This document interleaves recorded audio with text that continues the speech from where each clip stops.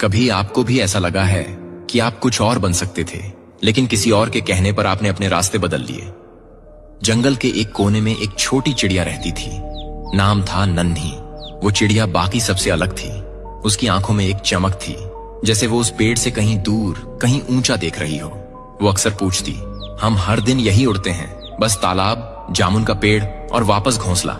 क्या जंगल के बाहर कुछ नहीं है? उसके झुंड की बुजुर्ग चिड़िया बोली, बाहर की दुनिया आसान नहीं है नन्ही। वहां शिकारी हैं जो सिर्फ पंख नहीं, सपने तोड़ देते हैं। और कई बार अकेलापन इतना गहरा होता है कि अपनी ही आवाज डराने लगती है। बंदर ने हंसकर कहा, इतना सोचती क्यों है?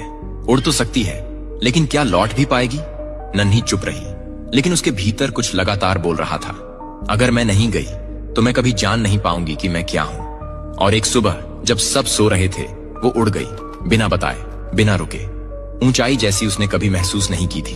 पहाड़, मैदान, सूखे पेड़, चमकते तालाब और फिर खुलापन। ना कोई सीमा, ना कोई झुंड, बस हवा और वो। लेकिन कुछ ही घंटों में थकान, डर, अकेलापन घेरने लगे। कहीं बैठने की जगह नहीं, कोई दिशा नहीं। उसने खुद से पूछा, क्या मैंने गलती कर दी? और तभी एक दूर की चिड़िया दिखी जो मुस्कुराते हुए बोली, हर उड़ान में डर होता है, पर अगर तू रुकती तो तू ये कभी जानती ही नहीं कि तुझमें इतना दम है। नन्ही लौट आई, लेकिन वो वैसी नहीं थी जैसी गई थी। उसके पंखों में अब उड़ान से ज्यादा विश्वास था।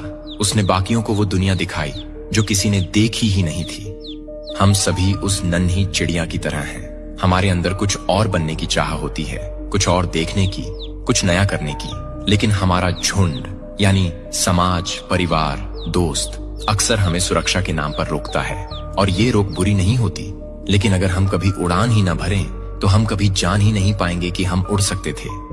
जो डर से बाहर निकलता है वही असली दुनिया देखता है, और जो लौटता है वो सिर्फ अपने लिए नहीं बल्कि सबको नई सोच देने के लिए लौटता है।